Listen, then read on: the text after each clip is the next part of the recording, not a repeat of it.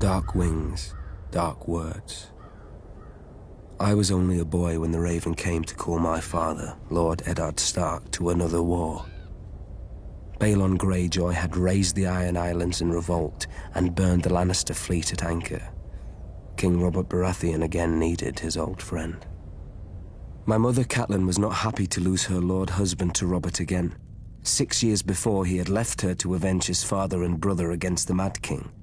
But now he had sons and daughters of his own, and, unspoken, another son who wasn't hers from the last time he went to war. My brother, Jon Snow. But she knew that in marrying my father, she had married the North. We hold our honor and duty as dear as our old gods. When the time came, my father marched south to restore peace and order to the realm. My father always told me the Iron Islands were a strange and dangerous place. Its people, the Ironborn, keep neither the old gods nor the Seven, and despise all honest toil. Their ancestors ravaged the western shores, raping and slaving and putting it to the torch, and their songs still ring through the halls of the Ironborn, while everywhere else they're whispered to wayward children at bedtime.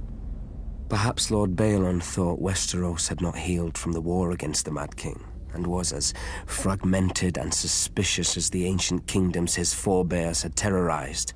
Robert's navy corrected him at Fair Isle when they smashed the proud Iron Fleet. Robert and my father corrected him at Pike, his own castle, when they pulled down his towers and breached his walls. My father never liked to speak of his battles, but from other men I learned what transpired. Thoros of Myr was first through the breach with his flaming sword. Not far behind him was Jorah Mormont of Bear Island, my father's bannerman who earned the knighthood he would later shame, and lords from every corner of the Seven Kingdoms. All day, through every passage in the castle, they fought side by side, my father with our ancestral sword Ice, and King Robert with his warhammer against a horde of axe-wielding Ironborn. In the end, Lord Balon bent the knee. King Robert generously allowed Lord Balon to retain his title and castle. The price of peace was custom.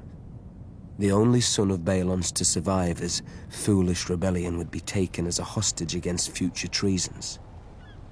My father even volunteered to foster the boy himself, I suspect, to make Theon Greyjoy a different man than his father, who would bring honor and duty to the Iron Islands when he returned as heir.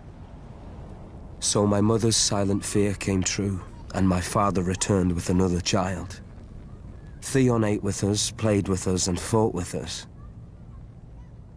Once the great bond between my father and Robert Baratheon united the realm against the Mad King and brought him to justice for his crimes. Now, another monster sits on the Iron Throne, and another debt of blood is owed my family. Theon is my murdered father's ward. I am my murdered father's son.